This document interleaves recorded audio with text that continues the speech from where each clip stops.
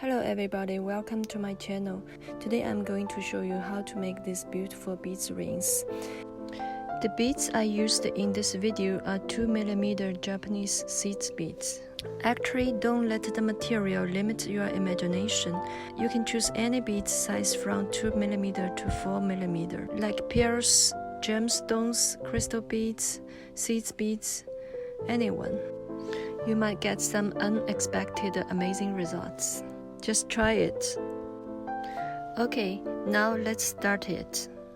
By the way, please don't forget to like my video and subscribe my channel. Thank you so much for watching.